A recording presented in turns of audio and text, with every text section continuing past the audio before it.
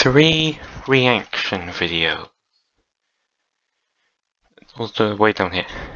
Think VHS, SCP-432, and Ugly Sonic in Chippendale Rescue Rangers.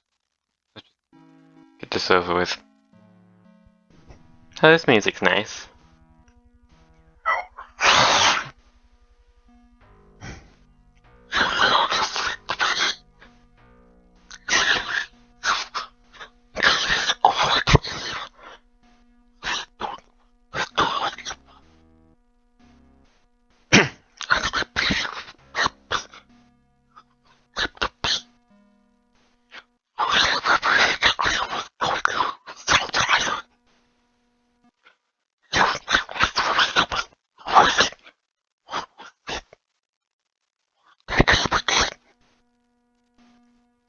How long has he been?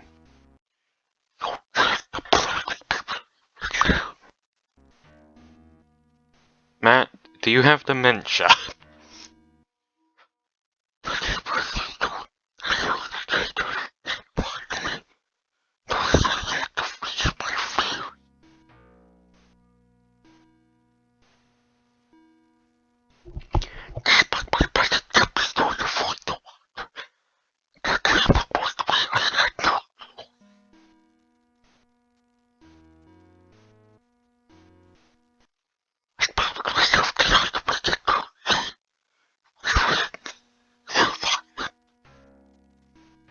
I think I have a pretty good sync voice.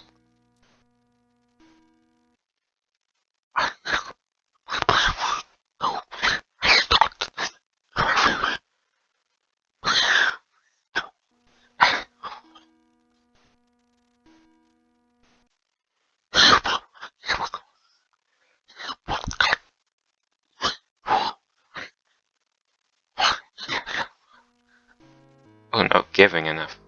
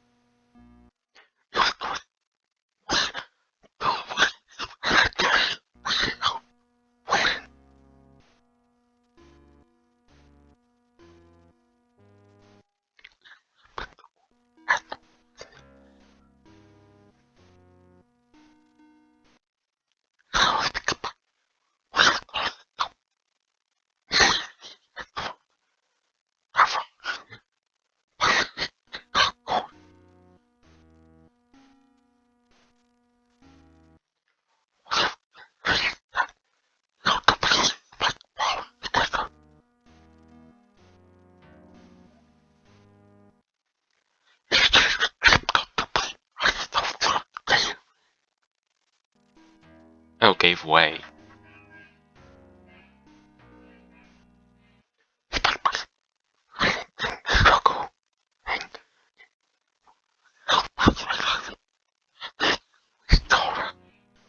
Oh, watch. I am not good at reading.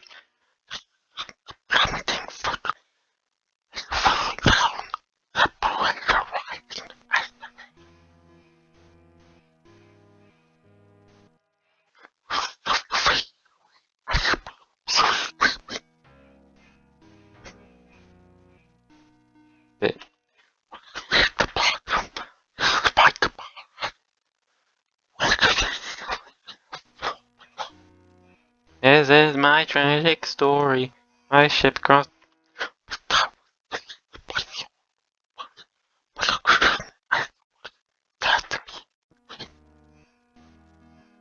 Oh, what?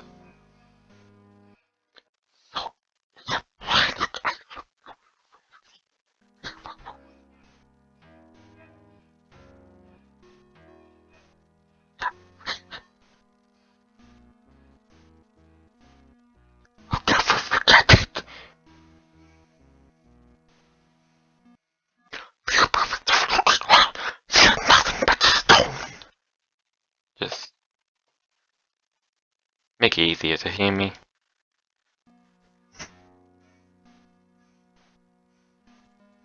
Or is it already easy? Actually, hold on.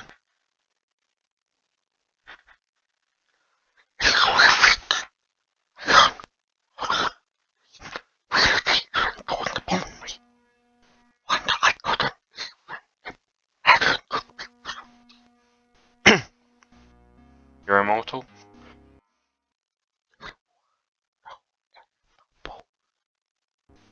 Well, the floor gave in, so of course there wouldn't be any.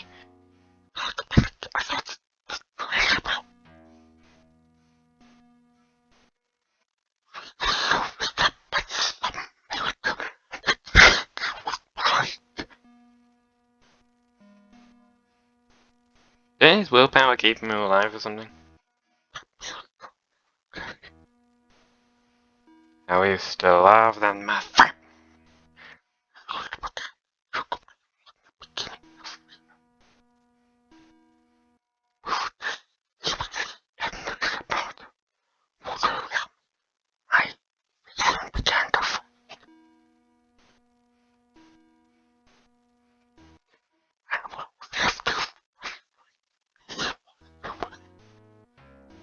Oh, wow.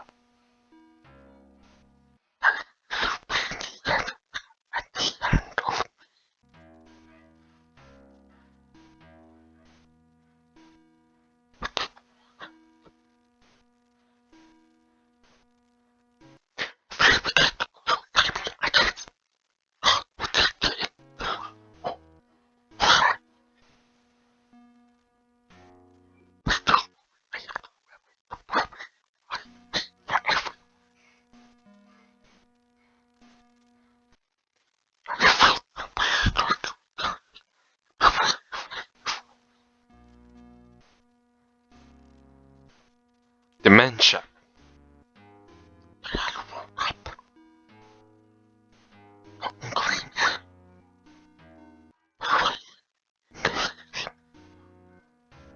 Well, that sucks.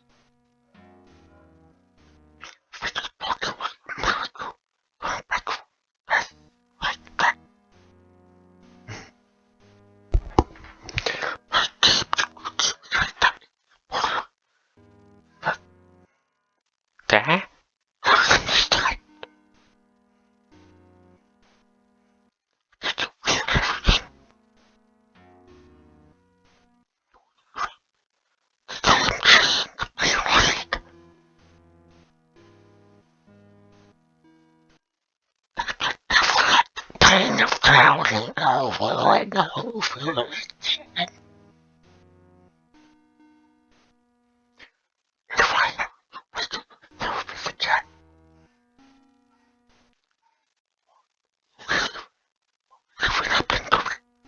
Well, everyone will be like 10 times older, and then they'll be happy to see you.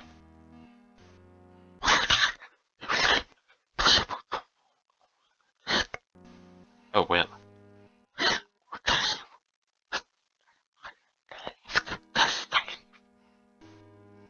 No.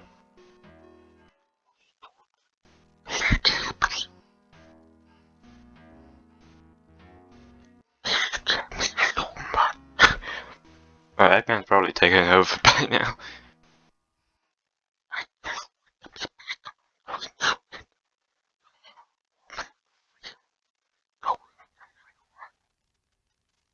Music stopped.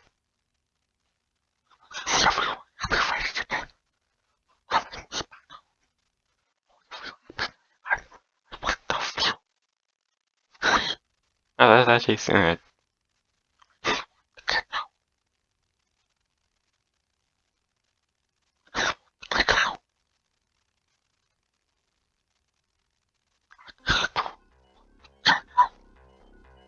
Oh.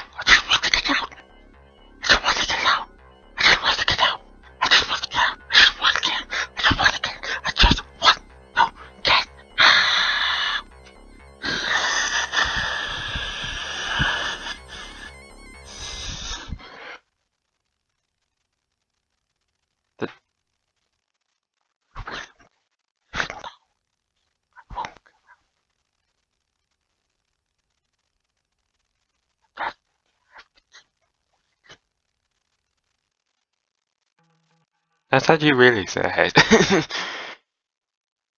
I'd free him. I wouldn't be surprised if there was a search party for some like one day.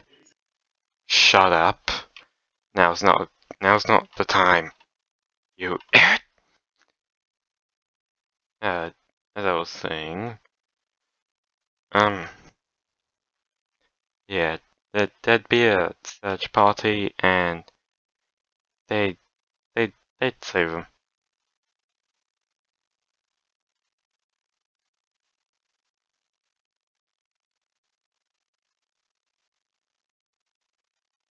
Self-inserting character.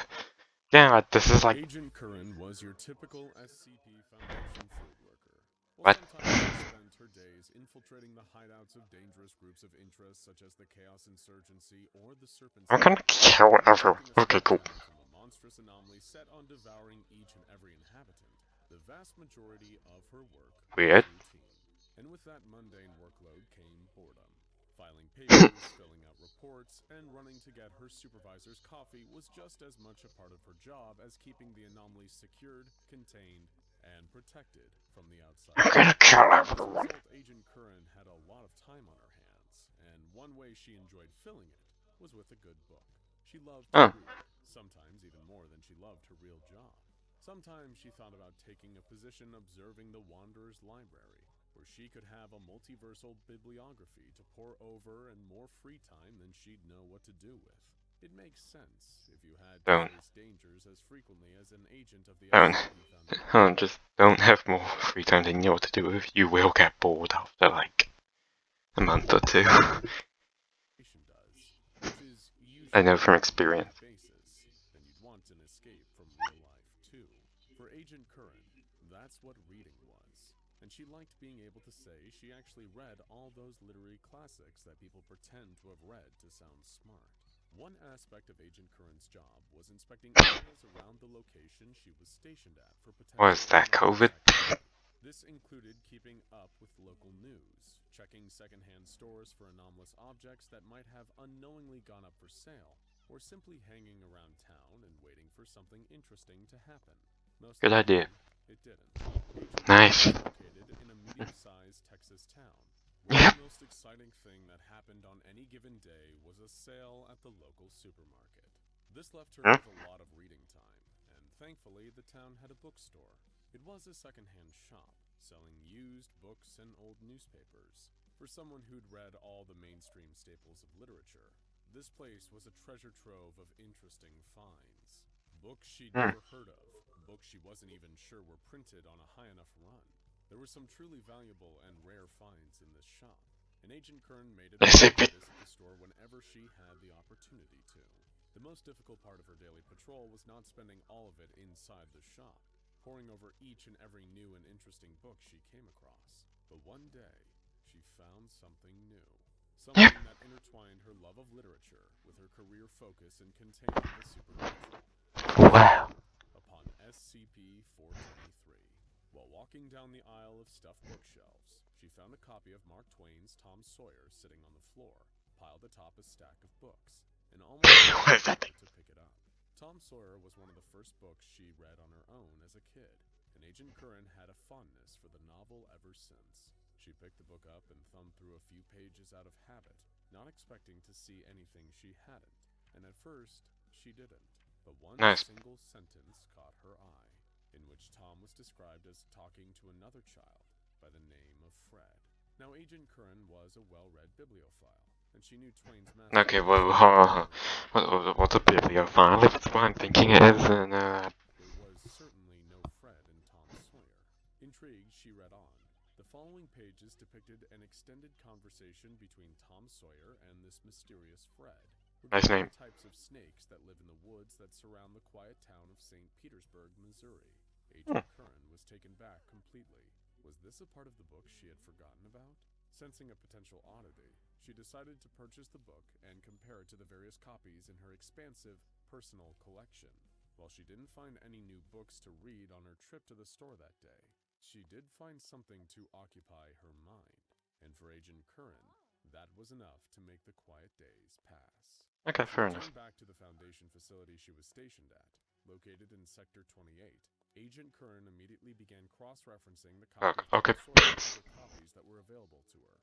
She rented out as many as she could from the public libraries in the area, and even used the Foundation's printed works archive.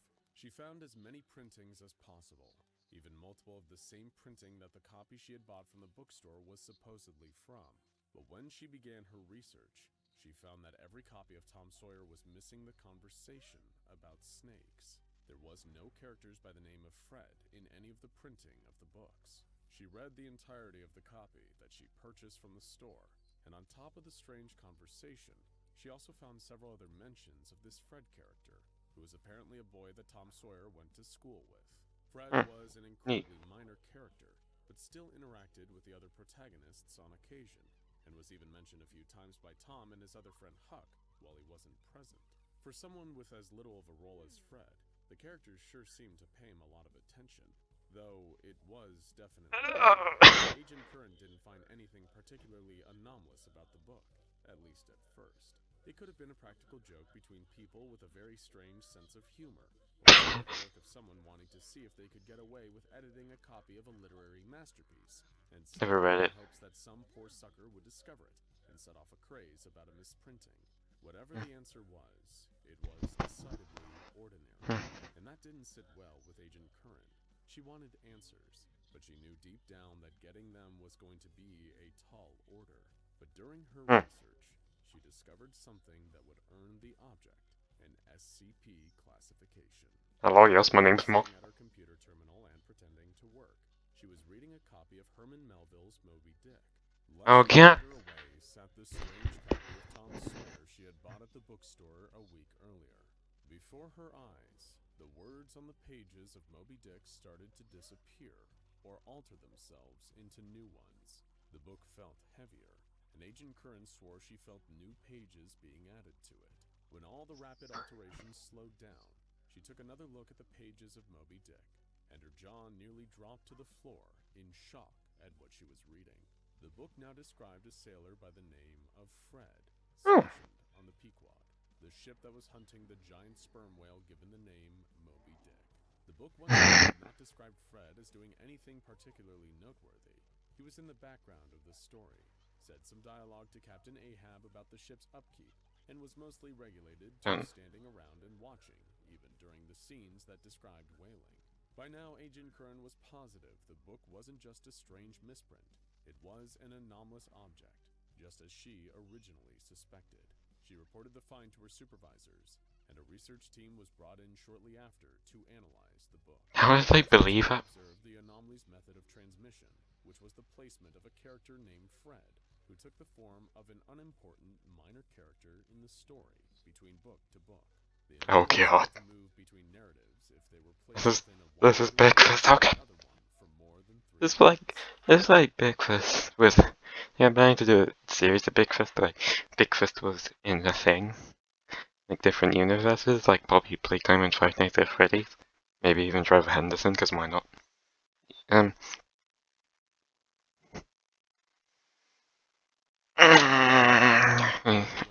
even worse, he's not even a minor character. When the research team initially tested it to a copy of another book. Once the anomalous effects were established, the anomaly was given the designation of SCP-423, nicknamed the Self-Inserting Character. SCP-423, as we just described, does not have a physical form. It's the character Fred. Okay, at least get a picture of Fred. With an overall lack of narrative importance. That's not funny. Not physically described in the story, but when he is, he appears as an adult male of average height and middle age. But the Foundation quickly discovered that this could change. In narratives focusing primarily around children, such as Tom Sawyer, Fred was a child.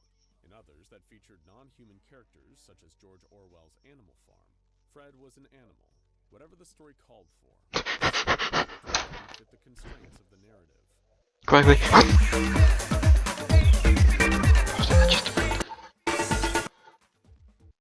Other characters, when they address or acknowledge SCP-423, do not see its inclusion as odd or unusual, and the story proceeds as usual with minor alterations. My name is Fred. The Foundation discovered that SCP-423, if transferred to a journal, has the capability to communicate via writing back and forth between a researcher and the anomaly. This allowed the Foundation to discern SCP-423's nature easier, and figure out how exactly the anomaly works. But more on that later. From the Foundation's communications with SCP-423, This is we interesting. found that it prefers fictional narratives, but testing proved that it can enter itself into any written work that features a narrative. That means biographies, anecdotes, and even the Foundation's very own research notes. As Oh, long that's as not the good. prerequisite requirements for a narrative are present, Hmm. such as names, events, places, and the bare skeleton of a story, SCP-423 can supplant itself into it. The process is also confined to physical, textual narratives.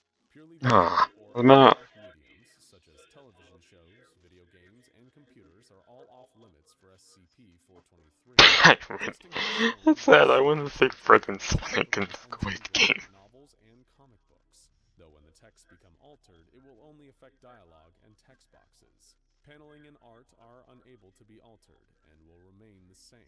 What is The that, textual Instagram? elements around the panels will change themselves to make way for SCP-423's inclusion. When SCP-423 is placed before a narrative it has previously entered, the effect will still take place, but this time the narrative will become slightly altered once more, differing from the previous time SCP-423 entered the narrative. While this is Neat. possible, communication with SCP-423 has shown that it much prefers to enter narratives it has not previously seen. As He's testing just with like, no. SCP-423 is limited to introducing it to new narratives, the Foundation hasn't been able to I answer turned that so any it's questions easily, regarding so it's easier for me to hear myself. Does it eat? Does it sleep? What would happen if it died, and can it? Well, the answers to these are unknown. Ask him. SCP-423 has shown it possesses a high degree of narrative awareness and tends to keep Oh. itself out of trouble or out of situations that would result in death.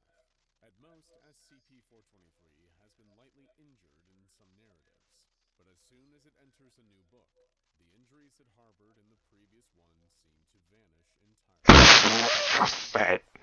The Foundation can communicate with SCP-423 through a journal. When SCP-423 is introduced to the journal, which has questions written inside beforehand to coax the entity in. After transmission has taken place, SCP-423's answers to those questions will appear underneath. Once the entity is introduced to a new narrative, however, the answers will disappear entirely, meaning the Foundation has to record them before conducting any further testing with SCP-423. It is not believed that SCP-423 is a malicious entity, as Fred has been incredibly cooperative with the Foundation, answering questions and hopping from narrative to narrative during testing. In her few attempts to talk with the entity, Agent Curran and SCP-423 got along well, and spoke about various books.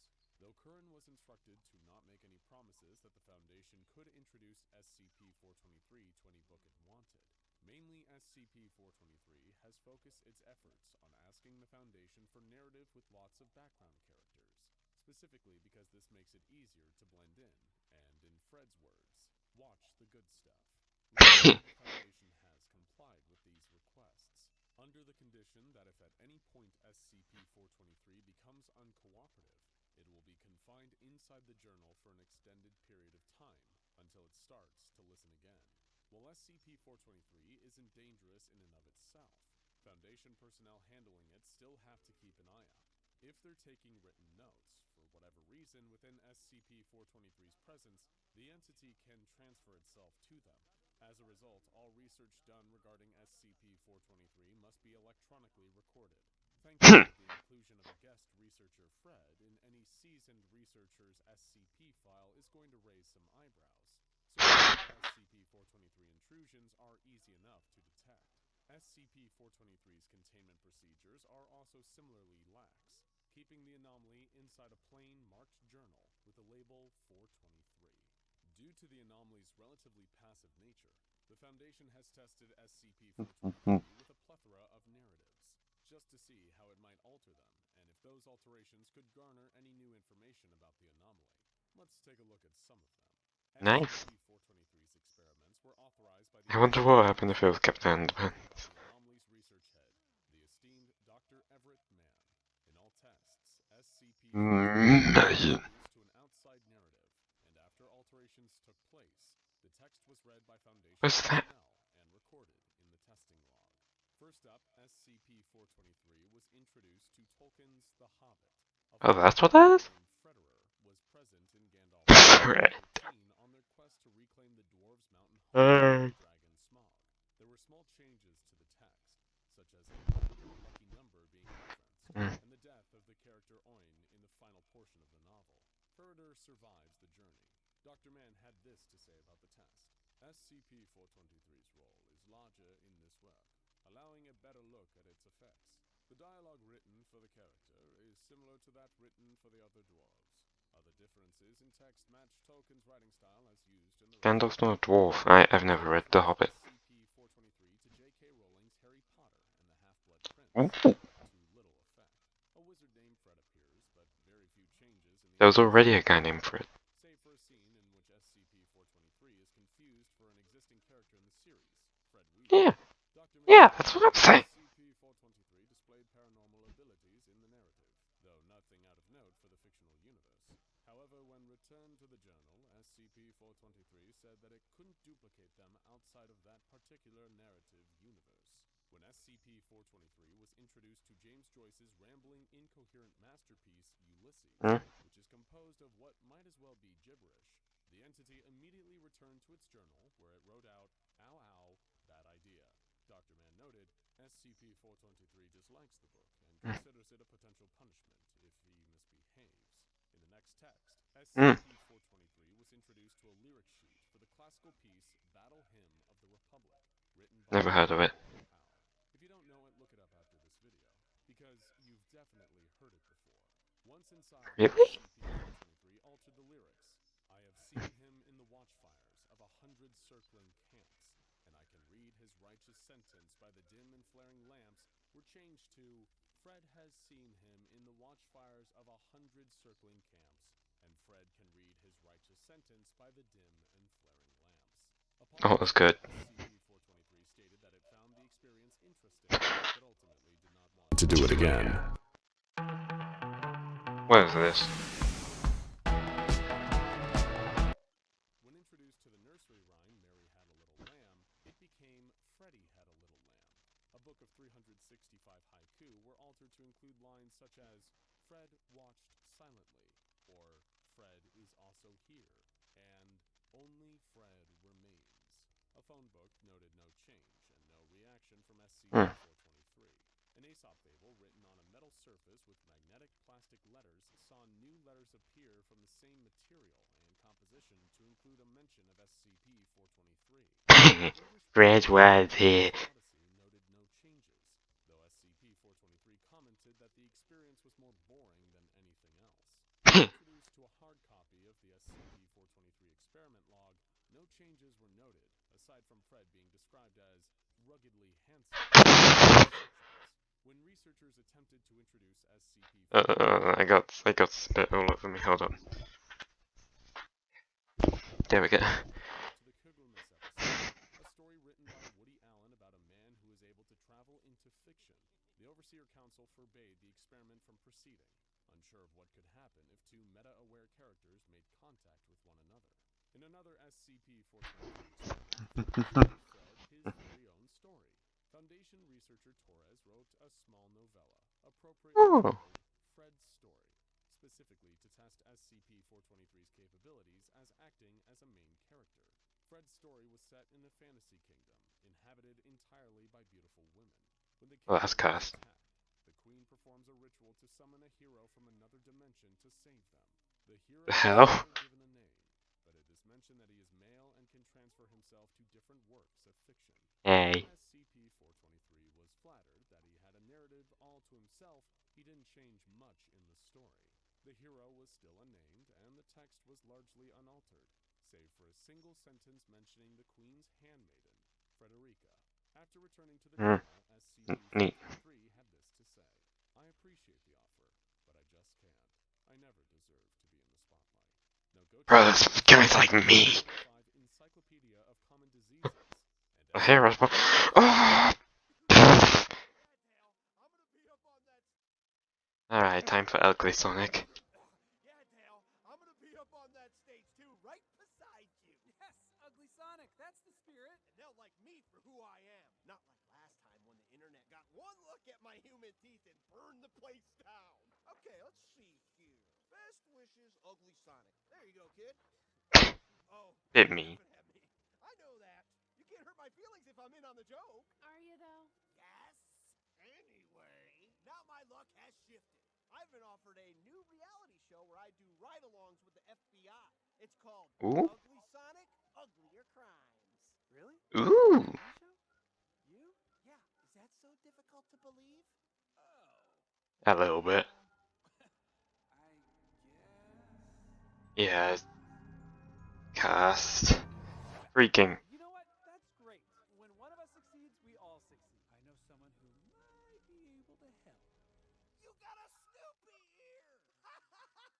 Yes, Ugly Sonic, his ear is hilarious, but do you have a contact at the FBI? Because we have some highly dangerous and classified information for them. Yeah, of course. I know tons of people at the FBI. I'm making a TV show with them. Look, we really need your help, but we don't have a lot of time. Oh, you want me to go fast?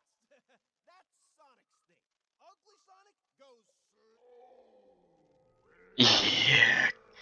Freaking hell. So you're not going to help us? No, I'm not. Ugh, you don't have a show with the FBI. I knew it. I knew it. I wasn't finished. I'll run it by my producers later when I see him at the chateau. Oh, no. Quick, we'll lose them in the crowd. One day you'll see, Dale. You'll turn on your television and all will be revealed. No, it won't. Yes, it will. Freaking FBI, son.